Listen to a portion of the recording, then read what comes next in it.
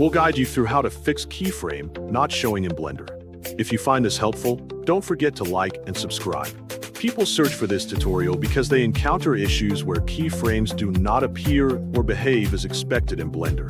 Beginners especially may feel confused when animations do not work properly. This guide helps them understand related steps, fix export or workflow mistakes, and ensure their projects function correctly without missing animation data.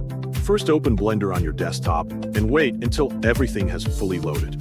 After that, press Ctrl and O on your keyboard to open the file browser. Then find your previous project from the folders on your computer and select it carefully. Once selected, press the Open File button to load your project into Blender.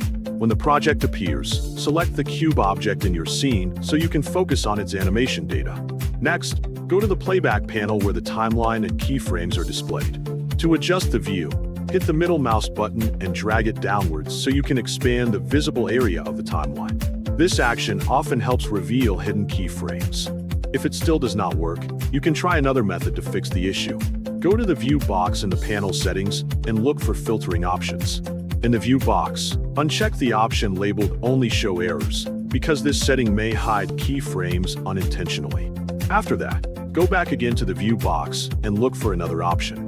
This time, check the option labeled Only Show Selected so that only the keyframes of the selected object will appear. Then go back once more to the View box to adjust the display further. Tap on the Frame All option, which will automatically adjust the view to include all keyframes within the timeline. This ensures that any hidden or off-screen keyframes become visible again. After completing these steps, you should now be able to review the keyframes clearly in the timeline panel.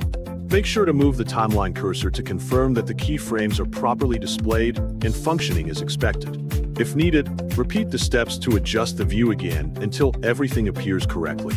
Following this process carefully will help you fix the issue and continue working on your animations smoothly without missing important keyframe data.